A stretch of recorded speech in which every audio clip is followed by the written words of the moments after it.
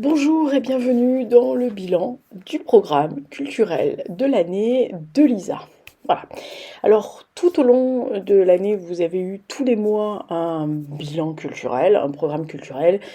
Euh, alors, peut-être pas tous les mois, parce que l'été, j'en fais un pour les 2 mois de l'été. Mais en gros, tous les mois, vous aviez un bilan culturel. Alors, ce ne sont pas les vidéos qui marchent le mieux. On va dire que c'est celles qui sont les pires avec les thémas historiques, mais écoutez, moi je les ai maintenus jusqu'à présent, y compris les thémas historiques, parce que c'est quelque chose qui me plaît.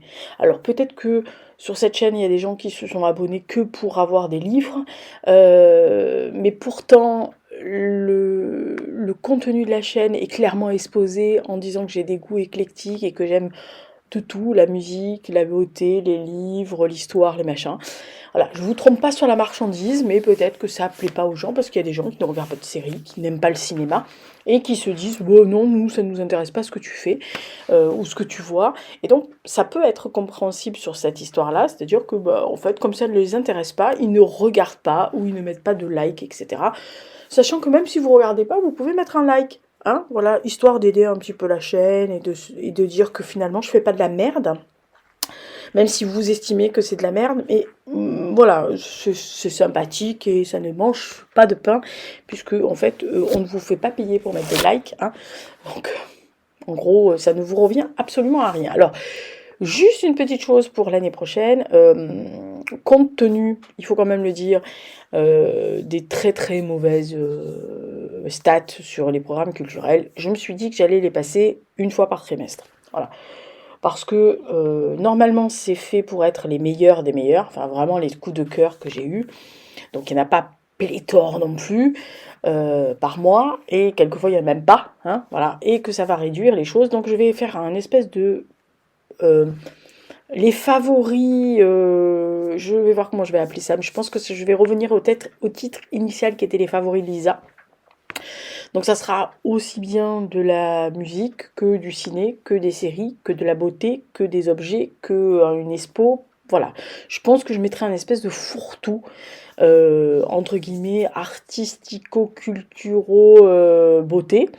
Donc ça pourra me permettre effectivement d'insérer quelque chose que j'ai utilisé comme produit, ou que j'ai découvert, ou que j'ai eu envie de faire, ou de vous montrer la dernière baballe de Géralux. Voilà, donc ça peut être assez sympa. Après c'est une fois par trimestre, hein, les chouchous, donc ça devrait, hein, oui, oh bah, vous devriez vous survivre, sachant que normalement, si je me débrouille bien, une fois par trimestre, je peux le faire de visu. Voilà, ce qui vous donnera l'occasion de voir ma tronche, l'évolution de casse-gueule de l'ovale du visage, et bah, de vous montrer les choses. Alors évidemment, les choses immatérielles, je pourrais pas les montrer, hein, les séries, les machins, mais si j'ai un objet, si j'ai un produit de beauté, ou si j'ai quelque chose, bah, ça me permettra de vous le montrer en 3D, ou en 4D, ou en 18D si vous voulez. Voilà. Donc ceci étant dit, on va commencer à faire son petit bilan culturel de l'année. Alors, faut dire que c'est une bonne année. Voilà, j'ai eu des très bonnes choses, des découvertes assez sympas. Alors je les ai classées cette fois-ci dans l'ordre de visionnage.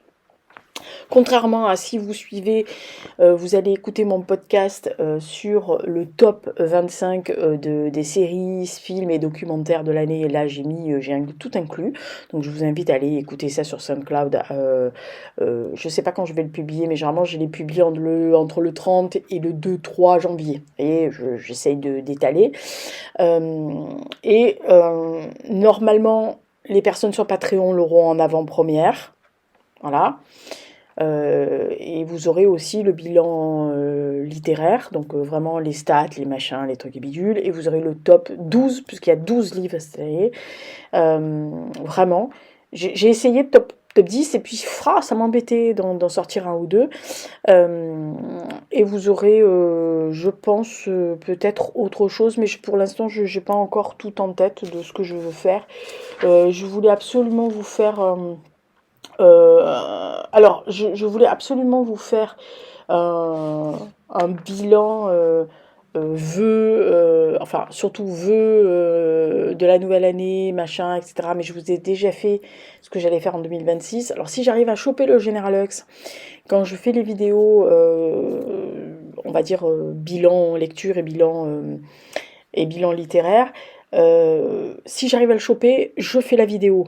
Because c'est tellement difficile de le choper plus de 2 minutes chrono, parce qu'après il me mord et il m'en veut pour des générations. C'est pas un chat câlin. C'est pas un chat qui met dans les bras sur vos genoux. Hein. C'est pas sa cam. Hein. C'est un dictateur. Hein. Voilà. Donc les dictateurs, ça veut son espace. Voilà.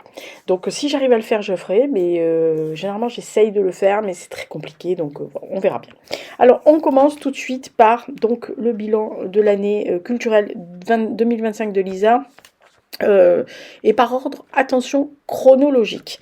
Alors, la première chose qui m'est revenue à l'esprit tout de suite, qui n'est pas du tout chronologique, on est bien d'accord sur la question, mais que je ne pouvais pas ne pas passer en priorité, puisque après c'est que des séries et des films, c'est le seul documentaire. Alors, j'ai vu beaucoup de documentaires qui m'ont beaucoup plu, gna gna gna gna gna gna, mais bah, celui-là c'était évident que j'allais le mettre, puisque c'est le documentaire qui s'appelle To the End, c'est un documentaire sur Blur. Oui, oui, oui, ah bah oui. En tant que blurienne, il était évident que je vais mettre le documentaire sur Blur. C'est un documentaire qui a été fait dans le cadre de leur préparation de leur album The Ballad of Darren et de la préparation des 2 soirées qu'ils ont fait à Wembley. Comble. On est bien d'accord sur la question aussi. Oui, il n'y a qu'en France que Blur n'est pas très connu, ou en tous les cas pas très suivi. Hein. Enfin, il y a beaucoup de fans bluriens français. Et coucou à vous, ceux que je connais. Mais franchement, c'est pas l'hystérie. Hein. Vous allez dans n'importe quel autre pays du monde, vous mettez Blur, tout le monde gueule. Hein, donc voilà, c'est super. Mais moi, j'ai pas eu de chance hein, pour mes 2 groupes, entre guillemets. Enfin, j'ai pas que 2 groupes préférés dans ma vie, non 3, Arctic Monkeys. Mais Arctic Monkeys aussi, c'est pas non plus. Voilà, en fait, les groupes que j'aime en France. Ah là, voilà, ça c'est fait. Alors, c'est un documentaire que vous aimiez ou pas Blur, que vous connaissiez ou pas Blur. C'est un documentaire surtout sur l'amitié. Voilà, parce que c'est des gens qui se connaissent depuis 40 ans pour Graham et Damon, et pour plus de 35 ans, on va dire même 40 maintenant, sur Alex et Dave, qui sont connus pour certains au collège, certains après au lycée, d'autres à l'université, mais enfin dans leurs premières années, qui ont connu un succès qui ne s'est jamais démonté, parce que je rappelle que Blur ne s'est jamais séparé. Ils ont fait des pauses, voilà, mais un peu à l'instar des Rolling Stones en fait, qui de temps en temps s'arrêtent pendant un long moment et puis ils reviennent. Enfin bon, là, les papis, ils vont se calmer, mais bon voilà. Et donc ils se sont jamais arrêtés. Outre le fait que bon, Graham a fait plein d'albums solo de côté, il a monté des groupes, il a fait des projets avec plusieurs autres artistes, etc. Bon, Damon, est-ce qu'on est obligé de raconter tout ce qu'il fait? On peut pas. Mali Music, Gorillaz, ses albums solo. Bon, bref, tout ce qu'il peut faire, les opéras, les comédies musicales, bon, bref, tout ce qu'il peut faire. Alex, il a une ferme où il produit des fromages, où il fait un big festival, etc. Et Dave s'est lancé aussi un peu en politique, il est devenu solliciteur, donc avocat.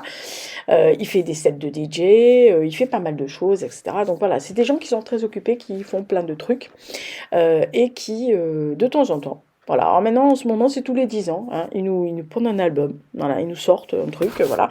Alors, pour ne rien vous cacher, moi, The Magic Whip, qui était sorti en 2015, m'avait vraiment bien plu. C'était pas l'album révolutionnaire de l'année. Il y avait quelques chansons qui étaient particulièrement pas géniales, mais il y en avait des bonnes. Moi, je trouve que Pyongyang est vraiment sous-coté. Voilà. Par contre, alors The Ballad of Darren, voilà, à part The Narcissist et 2 autres chansons, ça m'a pas emballé des masses. Mais je suis une blurienne, voilà. N'empêche que dès que je les vois à l'écran ou sur scène ou autre, je redeviens une débile qui avait 20 ans en 1990 et qui les a écoutés pour la première fois. Hein, on est bien d'accord sur la question. Oui, ça fait 35 ans que je les aime, oui. Ah bah, à ce niveau-là, c'est plus de l'amour, c'est de la dévotion. Hein. Mais Voilà, c'est à voir, un documentaire, voir comment ils ont, fait des warm-up, enfin des sets de préparation, où ils sont retournés sur leurs premiers amours. La première celle qu'ils ont fait quand ils étaient encore, un groupe qui s'appelait Seymour. Et puis, bah, Wembley, quoi. Wembley. Alors évidemment, l'Adendote blurienne n'a pas pu assister à Wembley because grosse crise avec mes papates, infiltration, impossible de faire l'infiltration avant, et donc du coup, repos forcé pendant le week-end blurien. Voilà, ça je l'ai en travers de la gorge, hein, parce que j'ai ni plus ni moins que loupé on va dire, le concert qu'il fallait pas louper. Bon, après, vous me direz, j'en ai fait tellement de concerts de Blur depuis 1990, j'ai fait plein de Glastonbury, j'ai fait des readings, je suis allée à Primavera Sound, je suis allée au Danemark les voir, je suis allée en Pologne les voir, enfin bon, bref. Donc, je dois voir que mon quota de Blur est largement bon. Donc c'est vrai que Wembley c'est quelque chose à voir, mais je me dis que si dans 5 ans il reprend une envie de faire Wembley à ses débilus, bah j'y serai. En fauteuil roulant, mais j'y serai. Parce que, ah non, dans 5 ans j'ai 60 quand même, faut pas déconner, je serai encore debout. Mais assis sur les gradins, on est bien d'accord, on n'est plus dans la fosse, hein, notre âge. Bon bref, enfin, il y en a encore des bleuriens, si Audrey passe par là, qui se mettent dans la fosse. Plus beaucoup, hein, on est plutôt assis, donc. Bon bref. Donc c'était To the End, documentaire de Blur. Écoutez, moi je trouve que c'est pas mal. Voilà, c'est à voir. Je vous dis, c'est à voir. En plus, c'est assez nostalgique. Et puis c'est touchant de les voir travailler sur l'album, voir leur jeunesse revenir, c'est-à-dire leur côté mécanisme de vieux jeunes qui se seront retrouvés pour la première fois et que, bon, bah, Damon, c'est quand même le chef d'orchestre, en gros, donc il veut que tout soit parfait, etc. Mais bon, il a vieilli, les autres aussi, ils ont pris plus d'assurance, sûrement. Voilà, donc c'est très agréable. Alors, on va faire les séries, donc, et les films. Alors, c'est par ordre de visionnage, hein, je vous le dis tout de suite. Si vous voulez un ordre de chérie absolue, des trucs que j'ai vus et que j'ai présenté vraiment sur la chaîne, bah, je pense que le seul moyen, c'est d'aller voir, d'aller écouter le top 25 sur Ciné ou sur Patreon, sur le qu'on vous aurez. Alors, sachant que j'ai mis hors compétition, en fait, une série qui est 1883, qui est donc cette sublime série dérivée de Yellowstone, qui est véritablement hors compétition. Donc je la présente pas ici parce que je l'ai présentée dans le bilan culturel. Mais voilà, c'est vraiment un peu comme Blur, c'est hors compétition. Vraiment, s'il y avait qu'une seule série à voir pour moi dans l'année, c'est celle-là. Voilà, comme ça au moins ça c'est fait. Donc on peut pas faire plus que ça, mais bon voilà. Alors, première série que j'ai vue, que j'ai beaucoup aimé cette année, c'est la série qui s'appelle Paradise, c'est sur Disney+. Alors, c'est une série assez étonnante parce que c'est dans un futur, au début on ne sait pas où on est, on se rend compte rapidement qu'on est sous terre, qu'on est dans un monde entre guillemets parallèle, et la série au fil des épisodes nous explique ce qui s'est passé. Donc nous on arrive, en fait, on assiste au meurtre du président des États-Unis et à l'enquête de son garde du corps, chef de la sécurité. Et petit à petit, on découvre qu'il s'est passé une catastrophe écologique sur Terre qui a poussé certains dirigeants des États-Unis à sélectionner des gens pour les enterrer très profond dans la terre, donc quelque chose qu'ils ont préparé depuis longtemps pour faire une micro-société, pour survivre en fait, et ils ont pris entre guillemets l'élite des gens. Euh, donc forcément en laissant des gens derrière eux, hein, on est bien d'accord sur la question. Et donc il y a toutes ces ramifications où il faut vraiment pas se fier aux apparences parce que vous avez l'impression que cette personne n'est pas bonne, mais elle a un autre jeu derrière, etc.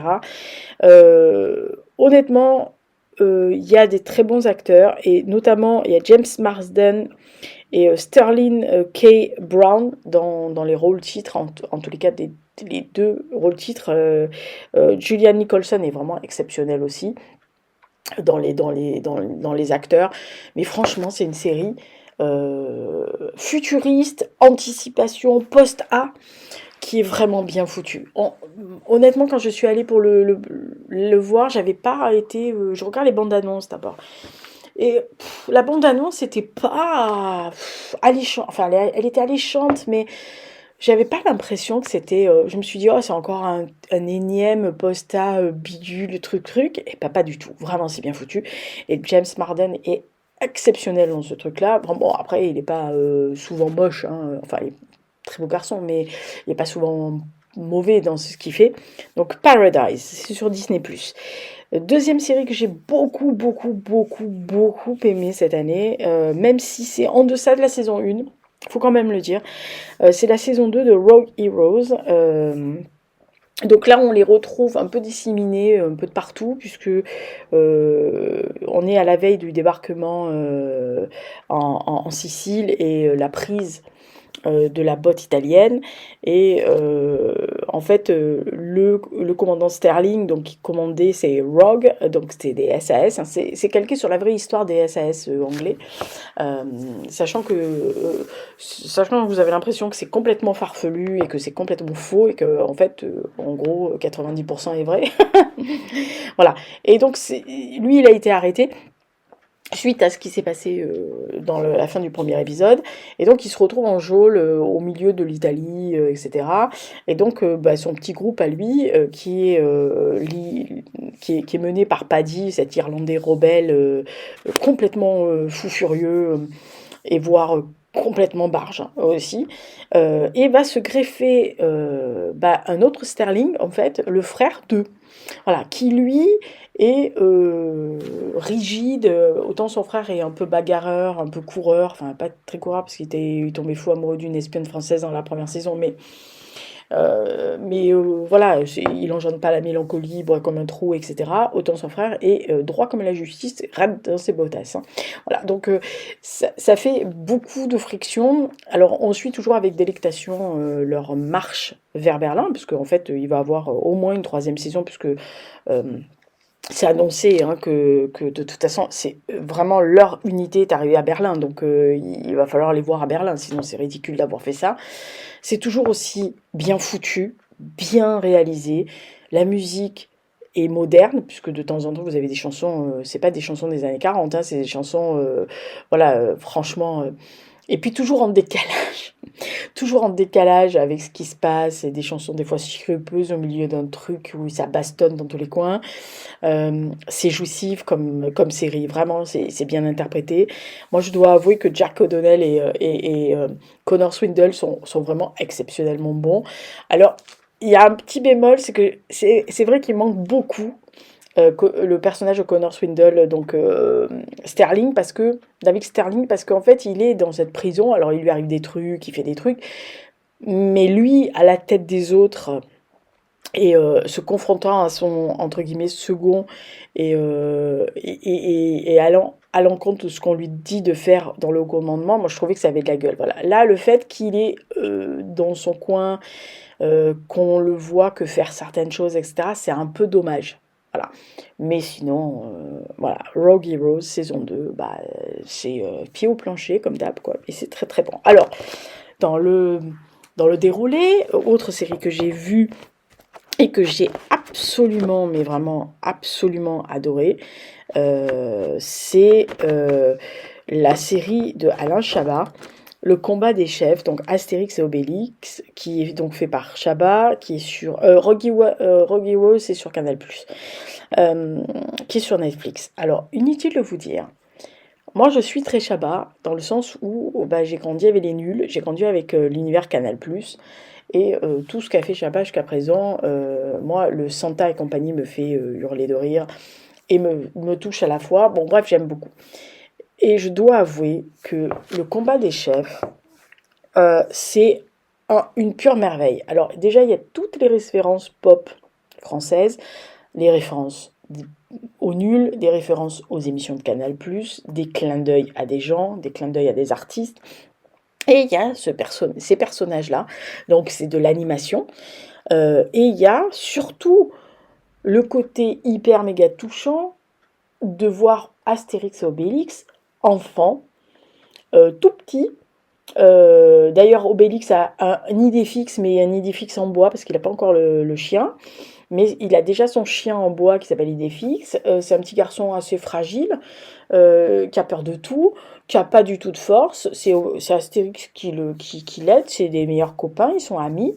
Et on va apprendre comment la potion magique a été créée et comment Obélix est tombé dedans. Voilà, en gros. Donc c'est vraiment tout, c'est fait pour euh, qu'on soit à la fois nostalgique de Astérix et Obélix, mais aussi avec plein de références partout. Et la relation entre Jules César et sa mère, on en parle, grandiose. Grandiose. Oh, le pauvre Jules. Bon, bref, mais c'est mignon. Voilà, c'est joli, c'est drôle. Les voix sont excellemment bien posées parce que c'est des personnages, enfin c'est des acteurs célèbres qui sont là, etc. Vous les reconnaissez à la voix, par exemple le timbre de voix de Thierry Lhermitte, tout le monde le connaît. Dès qu'il débarque dans la série, vous savez qui c'est qui le tourne, voilà. Mais il y a toujours de la... Et ce que Chabat est génial pour ça, c'est qu'il met à la fois de la dérision, de l'humour, du côté un peu potache, mais avec une espèce de beauté, de lyrisme et surtout d'émotion. Il y a toujours de l'émotion là-dessus. Voilà. Et vraiment le combat des chefs. C'est une mini-série, il y a 5 épisodes, ça doit faire 30 minutes, grand maximum, tout cassé. Des fois même générique compris presque. Mais si vous n'avez pas le moral, vraiment, regardez, parce que ça va à la fois vous toucher, vous faire rire, et vous allez trouver ça... Enfin, moi, je l'ai déjà vu 3 ou 4 fois dans l'année, en me disant, oh là là, putain, qu'est-ce qu'on regarde? Et, oh, bah tiens, on va regarder ça, parce qu'en fait, on l'a déjà vu, mais c'est tellement bon, et quand c'est bon, on regarde. Voilà, et on regarde, et on regarde. Ensuite, autre série que j'attendais avec grande impatience, très grande impatience, c'était la suite et la fin, puisqu'il nous avait dit qu'il n'y avait que 2 saisons de Andor. Alors, Andor, c'est sur Disney+. Euh, alors, moi, j'avais adoré la saison 1, y compris les premiers épisodes où il posait véritablement l'ensemble de la saison. Nous, on sait très bien ce qu'il arrive à Cassian Andor, puisque si vous avez vu Rogue One, vous savez ce qu'il arrive à Cassian Andor à la fin. Et on ne savait pas d'où il venait. Donc, ils ont créé cette série pour nous dire qui était Andor et qui était ce fameux rebelle, ce fameux pilote rebelle qui aide la résistance, etc. Et qui va chercher les fameux plans de l'étoile de la mort qui, dans l'épisode 4, on sait que ça commence comme ça, c'est qu'ils font péter l'étoile de la mort. Voilà, donc en gros, c'est à peu près ça. Et on attendait tous la saison 2 parce que la saison 1 était allée crescendo, vraiment. Parce qu'il y a des personnages à l'intérieur qu'on adore détester, des personnages pour lesquels on tremble, des personnages pour lesquels on se demande qu'est-ce qui va leur arriver et quand, parce qu'en fait, nous, on sait ce qui va arriver à Cassian Andor, mais on veut savoir ce qui est avant, comment il va s'en sortir, comment il va arriver là, parce qu'en fait, il n'y a eu aucune raison depuis la saison 1 qu'il arrive où il est dans Rogue One. Donc, franchement, la saison 2 est magnifique. C'est encore du haut vol, mais du très très haut vol. Elle est même quasiment supérieure à la 1, ce qui est quand même vraiment assez rare. Des fois, les saisons sont équivalentes ou sont pas mal aussi bonnes, ou quelquefois elles sont un ton en dessous. Mais enfin, largement au-dessus de la 1, on se dit merde, c'est pas possible. Bah si, c'est possible. Voilà.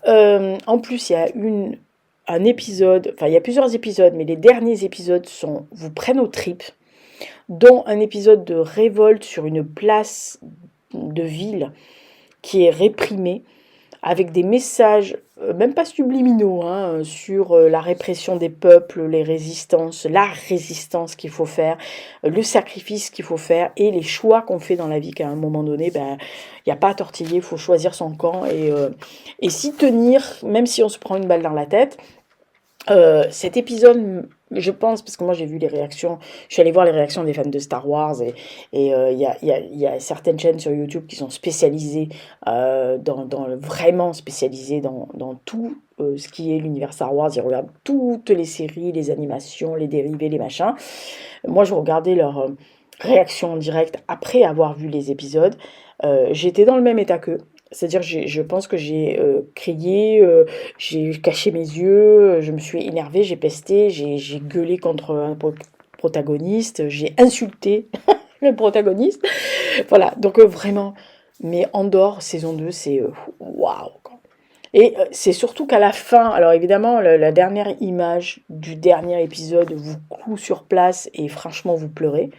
Parce qu'en fait, et ils avaient raison quand ils ont dit, vous ne verrez plus jamais Rogue One comme avant. Et c'est vrai.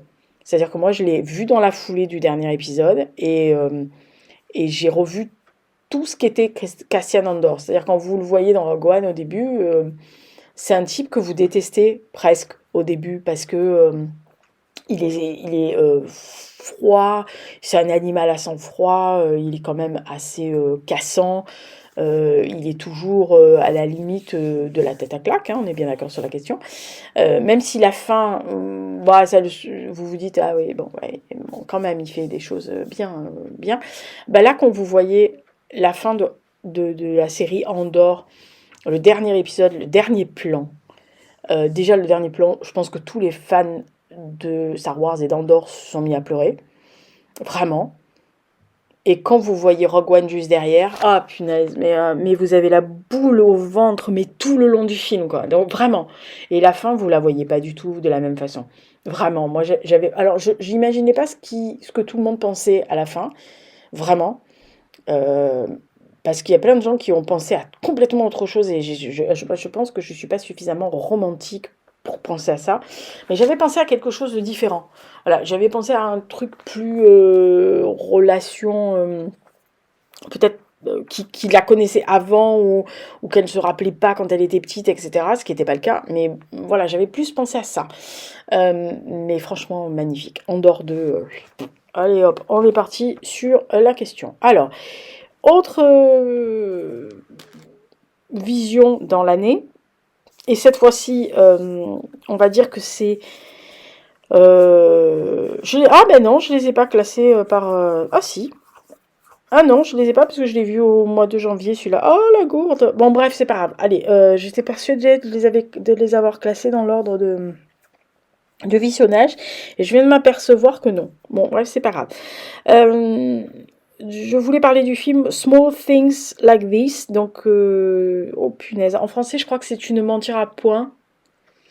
Donc c'est un film avec Cillian Murphy. Alors oui, d'accord, vous allez me dire, ah, Cillian Murphy. Évidemment que je suis allée au cinéma pour Cillian Murphy. Évidemment. Voilà, mais on est à Dublin dans des années un peu terribles où il y avait des orphelinats pour jeunes femmes ou jeunes filles, la plupart du temps enceintes, qui étaient chassées de chez elles, etc. et qui vivaient dans des conditions assez effroyables, qui donnaient naissance à leurs enfants dans des conditions absolument terrifiantes. Si vous avez vu Magdalene Sisters, etc., vous avez déjà vu, enfin vous comprenez. Et en fait, il est là un livreur de charbon qui vient d'un milieu très très modeste et il fait le tour des endroits de ses clients et un jour il assiste à quelque chose, à la maltraitance d'une jeune femme enceinte et tous... Alors déjà, bon, il y a beaucoup de choses qui passent par les mirettes de Cillian Murphy, hein. C'est quand même quelqu'un qui sait dire des choses à travers ses yeux, ce qui est quand même la base peut-être pour un acteur, mais en tous les cas, lui, c'est quand même énorme ce qu'il arrive à faire passer à travers ses yeux. Mais c'est un film émouvant, révoltant, parce que c'est les conditions... Alors on voit aussi les conditions de vie de cette frange de population irlandaise qui crevait quand même beaucoup la dalle. Euh, et puis... euh, et puis les conditions de vie, les non-dits, les silences. Et puis lui, il a un poids aussi familial qui traîne, comme un boulet on dirait un boulet de charbon. Voilà, vu son métier. Mais franchement, c'est un film magnifique, quoi. Vous sortez de là, vous avez la boule au ventre, super. Et franchement, je suis sortie de là, j'étais ébahie. Vraiment, c'est un très très beau film. Après, c'est un film dur, c'est un film qui est pas rigolo des masses, pas du tout d'ailleurs, mais qui est voilà, qui vaut par la performance sublime de Cillian Murphy et de tous les gens qui l'entourent, hein, parce que la mère supérieure, elle est terrifiante, hein. Moi, j'ai eu la trouille, hein. Oh, ouais, je l'aurais pas croisée au coin d'un bois, celle-là. Voilà, mais vraiment très, très, très, très belle histoire, et puis très beau film, et puis bon, bah, voilà, c'est un, c'est quelque chose qui est important à savoir, parce que euh, on, on- ouais, on n'imagine pas. Quelquefois, on peut lire des choses qui sont un peu sur le sujet, qui sont assez dramatiques, mais de le voir à l'écran porté par des tels comédiens, c'est exceptionnel. Autre film, alors que j'ai vu au début de l'année. Désolé, alors celui-là, je ne sais pas pourquoi je l'ai placé là, débile. Bon, bref, c'est Blur qui a dû me monter la tête. Alors en français, je ne sais pas du tout comment il s'appelle. En anglais, il s'appelle We Live in Time. C'est une histoire d'amour alors très larmoyante, mélodramatique, parce que elle est malade, et donc on assiste à évidemment la dégradation de cette jeune femme.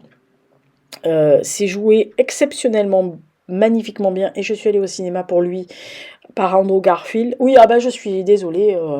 Euh, dans les acteurs actuels, Andrew Garfield, c'est quand même beaucoup ma came, hein. Voilà, mais depuis très longtemps d'ailleurs. Et sa co-star, en fait sa collègue, c'est Florence Pugh. Alors, Florence Pugh, c'est pas une des actrices que je préfère. Elle est très très bonne, hein. C'est une très très très bonne actrice. Vraiment, elle est très très bonne. Euh, mais je suis pas fan de la dame. Voilà, quelquefois j'aime bien les acteurs en tant qu'acteurs, et puis j'aime bien la personnalité de la personne, en fait, de ce qu'elle fait montrer, parce qu'on ne les connaît pas intimement, mais ce qu'elle peut montrer.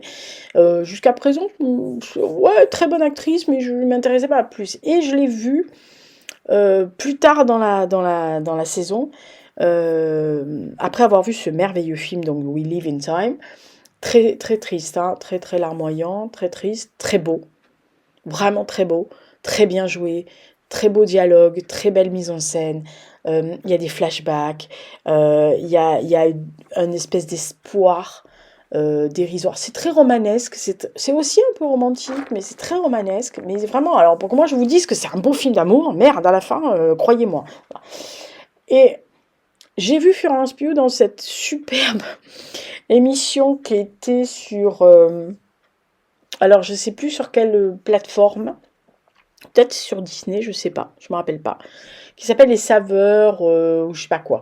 C'est un chef qui va rencontrer des acteurs ou des personnalités du spectacle, et qui revient sur leur héritage culinaire. Moi, j'y étais allée parce qu'il y avait James Marden qui parlait de ses ancêtres allemands, et du fait que comme ils viennent il vient de Texas, et qu'ils sont très barbecue, et etc. Et donc en fait, le cuistot l'a ramené sur les traces de ses ancêtres, hein, donc en Autriche, en Allemagne, en Bavière, etc. Donc j'étais allée pour lui. Il faut quand même être honnête, j'y suis allée pour lui. Et une des autres personnes qui étaient invitées, c'était Florence Pugh, qui est très british. Et donc je me suis dit, oh là, moi j'aime bien la cuisine britannique, on y va.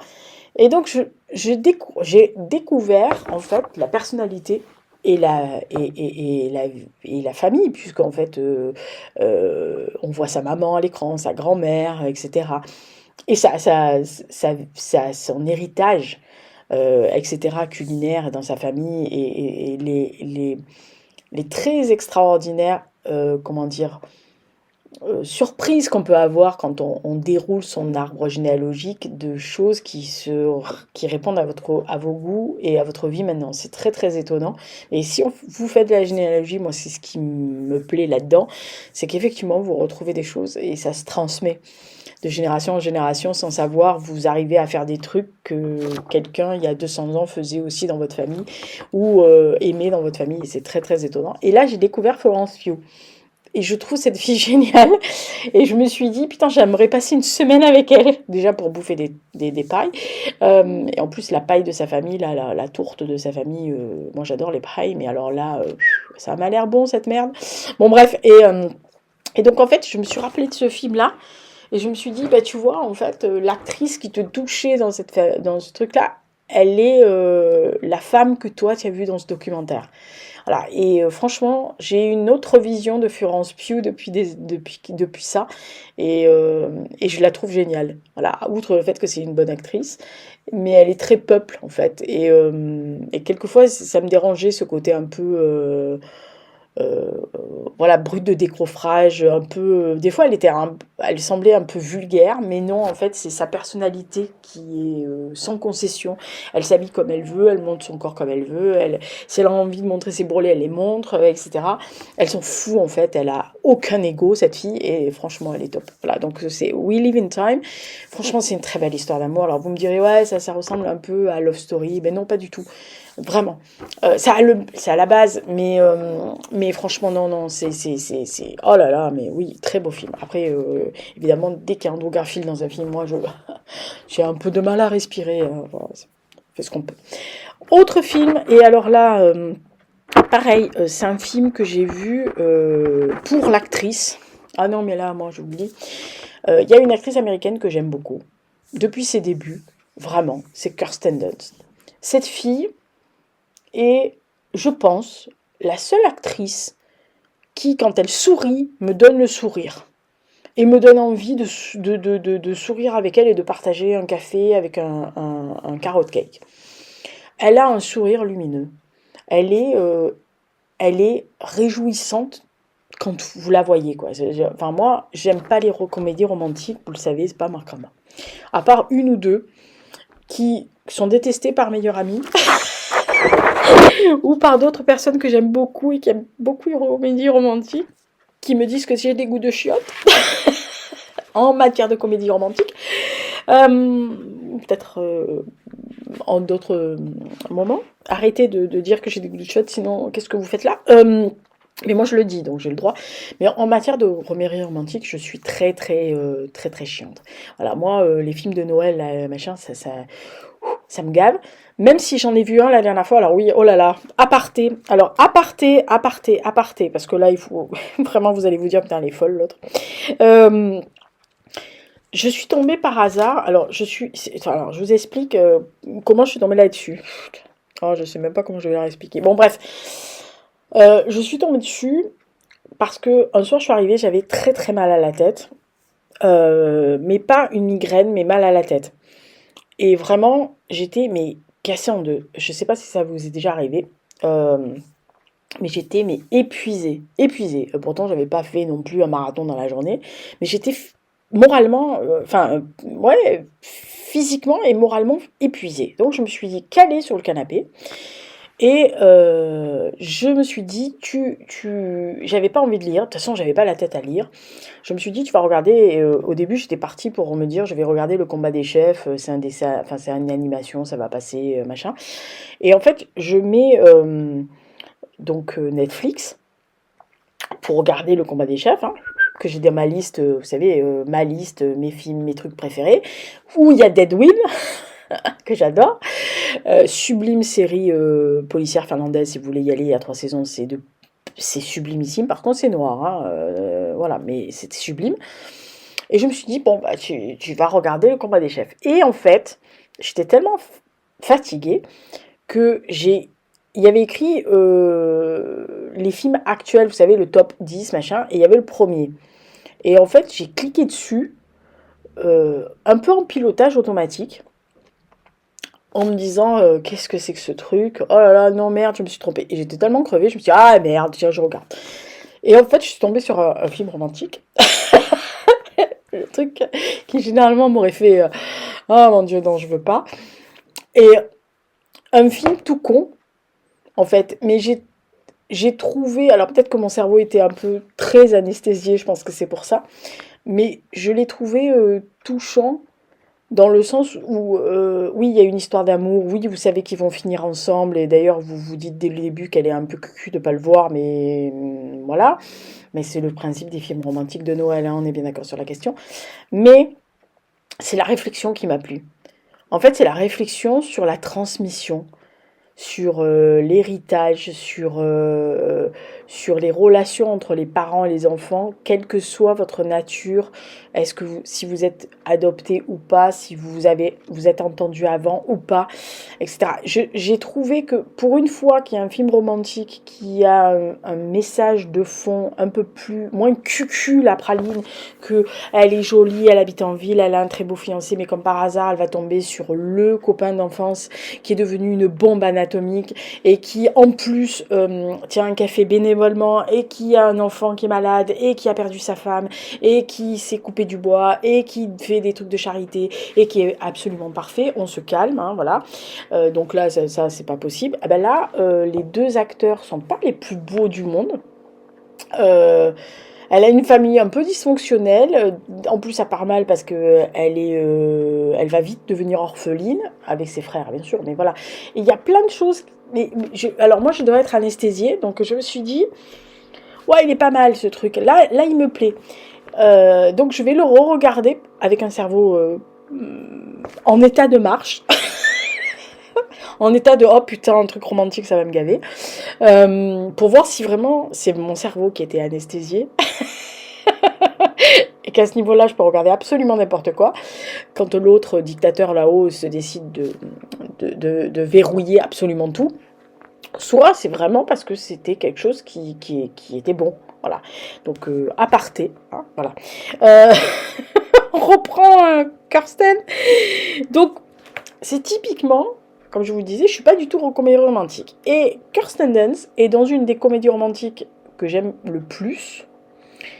Je suis désolée, l'acteur principal, je ne peux pas le blairer, c'est Orlando Bloom. Alors lui, vraiment, j'y arrive pas, j'en quitte pas. Mais dans Elizabethtown, alors je sais pas comment c'est en français, mais je crois que c'est Retour à Elizabethtown, comme ça. Bon, enfin bref, Elizabethtown, elle fait une hôtesse de l'air solaire, radieuse, etc., qui s'entiche un peu de son seul passager du soir, qu'elle comprend vite, puisqu'elle a l'habitude à la psychologie, que en fait, il va chercher la dépouille de son père. Et donc, ils vont commencer à discuter au téléphone pratiquement toute la nuit, se découvrir des trucs, point commun. Et cette fille, elle est mais lumineuse. Voilà. Donc, si vous avez... Moi, quand j'ai pas le moral, vraiment, je regarde un film avec Kirsten Dunst. Voilà. Surtout ces films où elle est un peu légère, pas les films plombants, hein, on va pas regarder Virgin Suicide, merci. Voilà, au truc. Mais elle est rayonnante. Voilà. Donc là, quand j'ai vu qu'elle était donc au générique principal de Civil War, je l'ai regardée. Alors, je ne sais plus où je l'ai regardée. Je pense sur Canal+, hein, voilà. Mais franchement, alors le film, c'est un truc, c'est post-A, on est bien d'accord.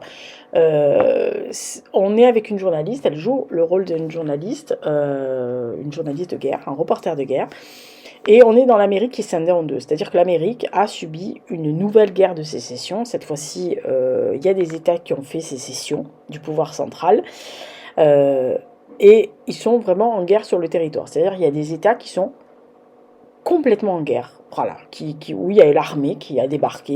Et voilà. Et en fait, elle est chargée, entre guillemets, d'aller interviewer le président des États-Unis qui se cache donc à Washington. Donc elle doit traverser les lignes de front et elle va découvrir ce qui est fait sur la ligne de front. Alors les belles choses comme les exactions qui sont commises par des soldats ou par des miliciens ou par des résistants. Et c'est un plaidoyer pour la liberté de la presse qui est quand même, alors je vous le dis tout de suite, qui est l'une des choses primordiales. Si vous devez lutter pour quelque chose, c'est ça. La liberté et l'indépendance de la presse. Parce qu'une fois que vous êtes des moutons et que, comme on le voit souvent en ce moment, que tout le monde aboie dans le même sens ou font du café du commerce, leur fonds de commerce, c'est le cas de le dire, en disant des énormités qui passeraient pas normalement, mais comme il y a tous les cons des cafés du commerce qui se mettent ensemble, ça fait une belle légion de cons. Si vous privez les journalistes, les reporters, les gens qui rendent compte de ce qui se passe vraiment, au risque de leur vie, hein. Je rappelle qu'il y a beaucoup de reporters de guerre qui sont au pire morts enfin au mieux morts pour eux malheureusement, mais au pire dans des geôles, torturés, etc., etc. On va dire que la liberté de la presse est quand même un droit fondamental. En plus, je rappelle que c'est dans la Constitution française, hein, voilà. Celle de 1789, oui, oui, celle du 26 août 89, et toujours dans la Constitution de nos jours. Mais ils se sont battus pour ça aussi, nos amis révolutionnaires, etc. Et donc, on la suit dans ses découvertes, dans ce qu'elle va affronter, parce que ils ont en face des gens armés qui ont envie d'en découdre, hein, pas de tout repos tous les jours, y compris dans les dilemmes que les journalistes ont. Parce que pour couvrir quelque chose, pour dénoncer, est-ce que à un moment donné, vous êtes obligé de couvrir des horreurs? Et sans les cautionner, à un moment donné, il y a vraiment une des scènes les plus chocs du film où il y a un dilemme. C'est-à-dire que vraiment, il y a un massacre de gens. Et qu'est-ce que vous faites dans ces cas-là? C'est-à-dire que soit vous pactisez avec les gros connards qui ont fait ça parce que vous voulez les amadouer pour dénoncer ce qu'ils ont fait, mais qui vous laissent prendre des photos, ou vous pouvez pas montrer ça parce que vous vous dites ça va pas être possible, personne va me croire, et puis je vais me faire tuer, etc. Voilà, il y a vraiment il y a des dilemmes dans ce film-là qui sont magnifiques. Après, c'est un film qui vous fout la trouille, hein. Personnellement, vous dites que l'Amérique est pas loin d'être dans cet état-là un jour, y compris l'Europe aussi, c'est mal parti. Le monde est vraiment en train de se casser bien la gueule, hein. Fin de la civilisation, merci, passez à la prochaine. Et la fin est dans la Maison Blanche, et moi ça m'a crevé le cœur, vraiment. Oh mon Dieu, mais j'ai été malade, mais j'ai pleuré mais à la fin de ce film, il est là débile. Bon bref, donc Civil War, si vraiment vous aimez les films post-A, anticipation, mais avec une réflexion, pas le truc avec les zombies, hein. Voilà, il n'y a pas de zombies là. Ou avec les Walking Dead, etc. C'est pas du tout ça, hein. Voilà, c'est vraiment un truc, et puis avec un message derrière. Vraiment, Civil War, c'est vraiment un très très très bon film. Alors c'est une série que j'ai vue qui s'appelle les Disparus de la gare. Alors c'est une série qui est basée sur l'histoire vraie, hein, qui s'est passée donc à Perpignan, de ce tueur en série qui pendant des années a tué des jeunes femmes près de la gare, autour de la gare, et qui n'a pas été pris pendant des années, des années. Et donc on suit en fait, on va dire au long cours, les inspecteurs de ce commissariat, de cet endroit, qui au début ne fait pas de relation entre les personnes, jusqu'à ce qu'il y ait un déclic, enfin qu'il y ait un truc qui les capte. Et on suit aussi parallèlement une maman dont la fille Tatiana a disparu depuis des années. D'ailleurs, ça va être très très long jusqu'à ce qu'on elle sache vraiment que sa fille a été tuée, etc. Mais elle recherche sa fille parce qu'au début, tout le monde dit ah mais c'est une disparition, elle est partie de son plein gré, etc. Et donc on suit vraiment ça. Alors ils le disent, hein, c'est calqué vraiment sur l'affaire et les minutes de l'affaire, etc. Après, tout ce qui est histoire personnelle, dialogue entre certains personnages, etc., c'est de la fiction. Mais la base de l'histoire vraie est véritablement bien racontée. Moi, j'étais jeune, mais j'en ai entendu parler de cette histoire-là. Et ça avait fait un peu une espèce de psychose dans les gares. Moi, je me souviens que j'étais assez jeune, j'avais pris un train de nuit, je prenais souvent le train de nuit pour aller en Dordogne. Généralement, d'ailleurs, c'était les trains de nuit où vous voyagiez toujours avec les militaires, parce que dans ce sens-là, moi, j'avais toujours les militaires qui partaient à Brest, etc. J'avais souvent des marins, moi, dans mon train de nuit.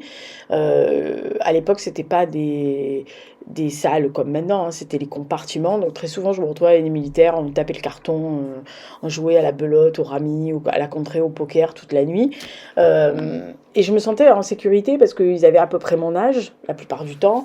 Et puis, c'est bête, hein, mais une fille seule qui, tout d'un coup, se retrouve qu'avec des militaires. Moi, j'ai eu jamais aucune appréhension avec aucun d'entre eux.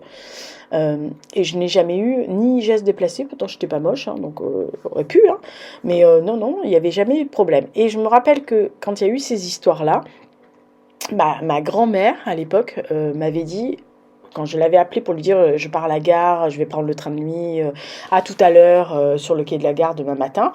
Et elle m'avait dit fais attention, tu descends pas dans les gares. Si tu descends dans les gares, tu restes avec le contrôleur parce que tu sais, il y a ce tueur qui tue. J'ai dit ah, mais, c'est à Perpignan, calme-toi.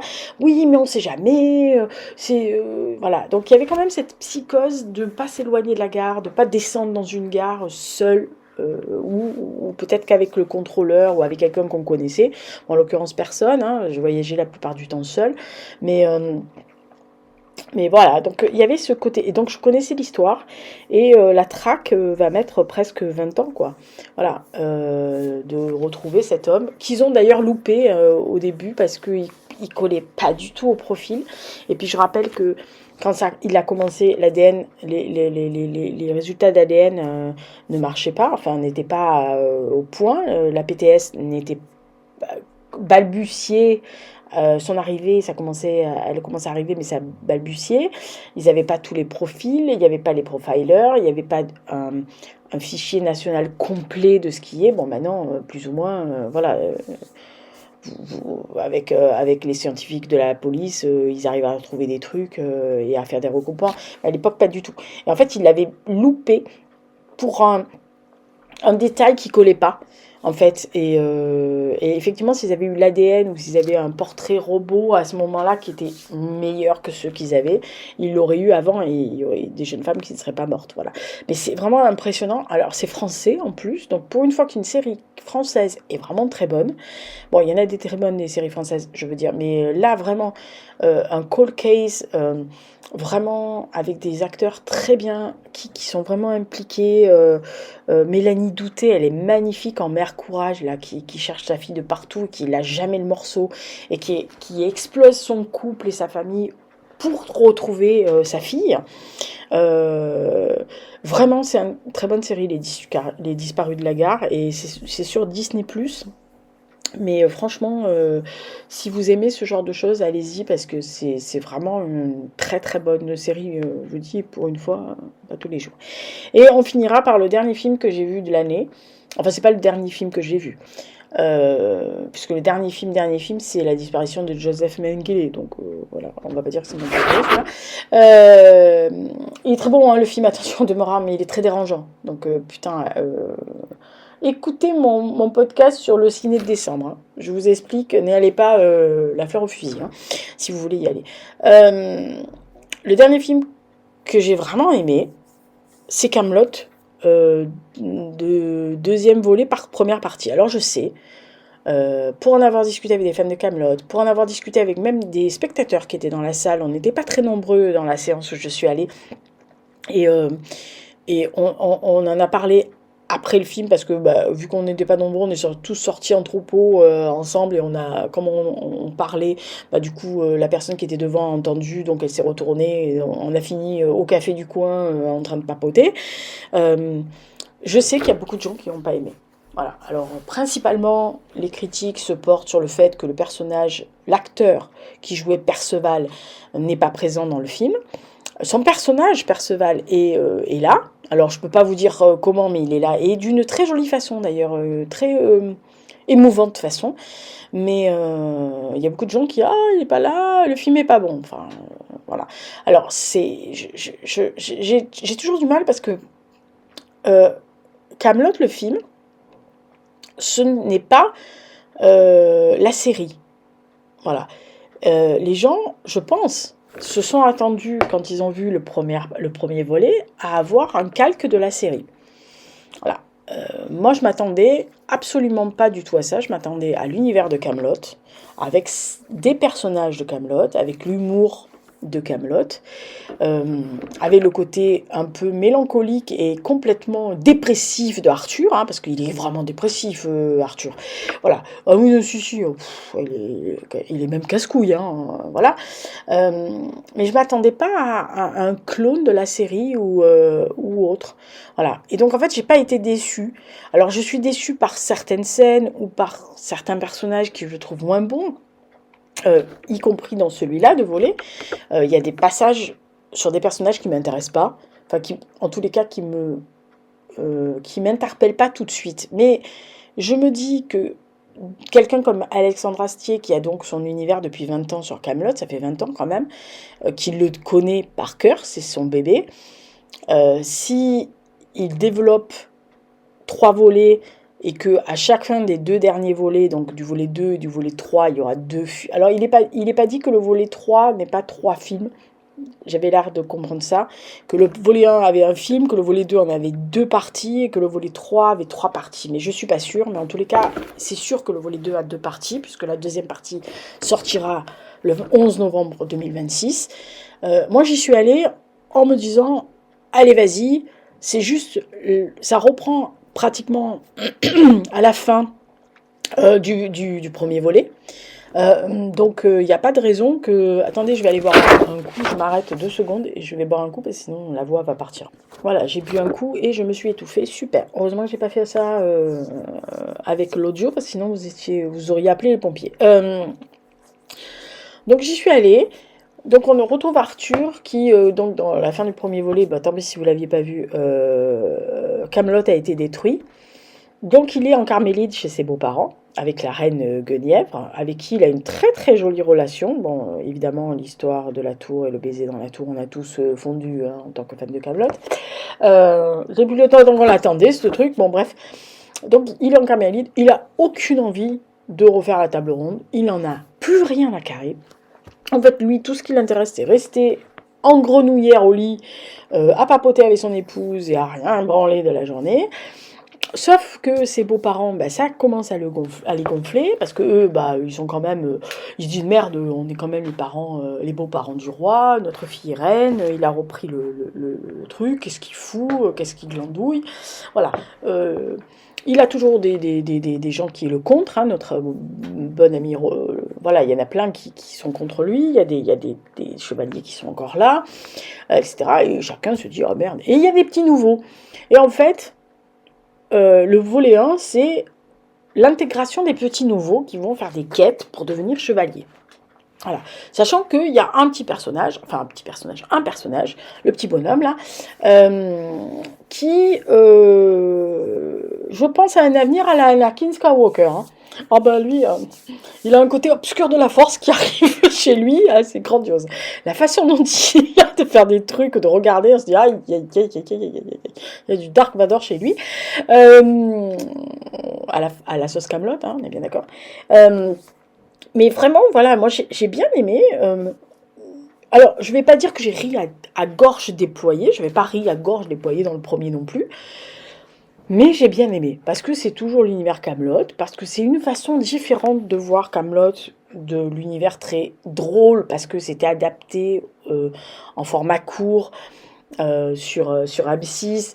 Ça devait prendre la suite de Caméra Café, qui était quand même fait pour rigoler, pour se détendre, etc. Là, c'est quand même beaucoup plus sombre, et puis c'est plus adulte. Voilà, et je vous dis, il y a quelques passages quand même que j'ai trouvé un peu longués, qui m'ont pas forcément emballé. Je me suis dit, c'est un peu long là. Ou ce personnage m'intéresse pas. Et après, je me dis, merde, après tout, Alexandre Astier connaît ses personnages. En plus, visiblement, il a tourné le volet 1 et 2 ensemble. Donc, il y a une continuité. Donc, ça veut dire que s'il met cette scène-là, il y a forcément quelque chose qui va arriver dans le deuxième volet et donc qui va nous s'expliquer pourquoi, comment et surtout qui c'est celui-là. Voilà. Donc, franchement, en plus, il y a des nouveaux personnages qui sont assez sympathiques. Moi, il y en a un que j'aime bien. Je sais pas ce qu'ils vont en faire, mais si les petits cochons ne le mangent pas, ça va être sympa. Et puis, il y a l'humour et l'ambiance de Kaamelott. Et puis, il y a cette relation entre Arthur et Guenièvre et les deux vieilles les mères Tabdur qui reviennent, etc. C'est très, très drôle. Voilà. Donc, moi, j'aime bien. J'ai bien aimé. C'est pour ça que je le retrouve dans le bilan culturel, parce que c'est un film qui m'a plu. Euh, et que, honnêtement, quand il va passer à la télévision, je vais regarder avec grand plaisir. Alors, j'aurais pu mettre F1 aussi, le film avec Brad Pitt sur la Formule 1, mais je ne suis pas objective avec la Formule 1. Notamment quand il y a Lewis Hamilton à l'écran, j'ai beaucoup de mal à me réfréner. Vraiment. En plus, euh, voilà, il n'y a plus la Formule 1 jusqu'en mars. On va grandement se faire chier les week-ends. Ah bah oui, si. Euh, voilà, je suis pas très très fan du champion du monde actuel.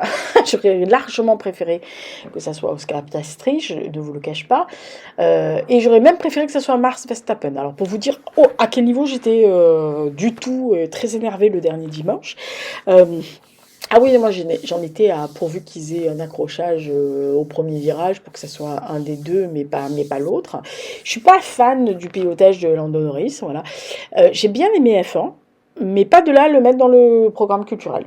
Voilà, c'est un bon film, un très très bon film, très belles images, mais voilà, c'est l'histoire pour la Formule 1 et c'est vraiment des trucs pour fans en fait. C'est pas quelque chose qui est grand public. Si vous aimez pas les voitures, si vous aimez pas la Formule 1, vous allez grandement vous ennuyer, royalement vous ennuyer. Voilà. Outre peut-être, à part, reluquer Brad Pitt. Voilà. Non, quand même, hein, 60 berges, le garçon, on l'épouserait bien quand même. Hein. Ah si, si, quand même. Oh, ah non, mais waouh. Voilà. Après, il ne regarderait pas des vieilles de mon âge, on est bien d'accord sur la question. Euh, mais bon, il est quand même assez joli à regarder. Voilà. Donc ça, c'était mon petit bilan de l'année culturelle 2025. Écoutez, dans les commentaires, dites-moi si ça vous a plu, pas plu, on s'en fout. Voilà. Et dites-moi aussi, vous, ce que vous avez vu, qui vous a vraiment plu, des films, des documentaires, des séries. Alors je vous dis, documentaires, j'aurais pu en classer deux ou trois, mais je vous dis, allez écouter le programme, enfin le top 25, honnêtement, parce que dans le top 25, donc j'en ai 5, 6, 7, 8, 9, 10, 11, 12, 13, je crois que j'ai 14 trucs, dont pratiquement que des séries, des films, un documentaire, bon, Blur, vous l'imaginez bien. Euh, mais franchement, j'en ai plus que ça, et j'ai notamment bah, les westerns, les nouveaux westerns dérivés de Yellowstone. Et franchement, voilà, j'aurais pu inclure d'autres trucs que j'ai beaucoup, beaucoup aimé. J'aurais pu mettre Slow Horses aussi, la saison 5. Mais c'est vraiment mon bilan, mes favoris parmi les favoris. Donc je me suis dit, bon, allez, mets vraiment ceux que tu voudrais revoir avec grand plaisir tout le temps.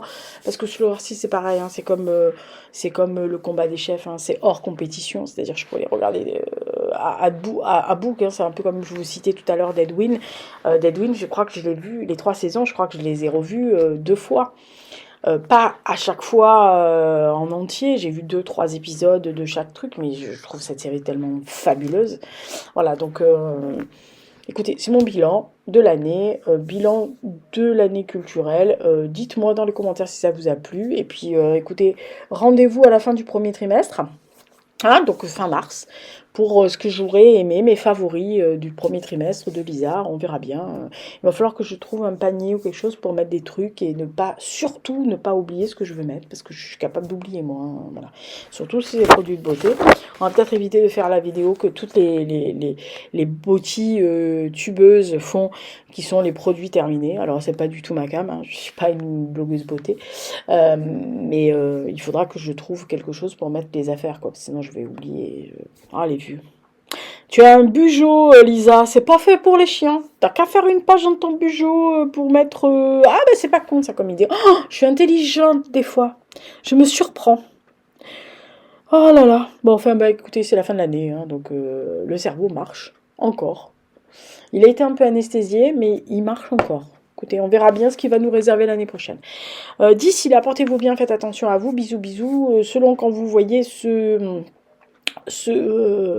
enfin vous voyez, oui si, parce qu'il y a des images, cette vidéo, alors soit c'est avant le 1er janvier, du coup, bonne fête de fin d'année bon 31 décembre, et si vous vous emmerdez, je suis à la radio de 21h à minuit et quart, minuit 20 sur en une vraie radio, mais vous pouvez la voir comme toutes les radios en web radio. Donc vous faites libertéfm.fr et à 21h vous êtes sûr que Bibi fera n'importe quoi. Si vous le regardez après le 1er janvier, bonne année. Vous avez vu, c'est 2 en 1. Voilà, c'est l'effet, double effet qui se coule de Lisa. La référence de vieux, double effet qui se coule. Qui c'est qui dit ça encore? Bah moi. Voilà, super. Allez, ciao. Bisous.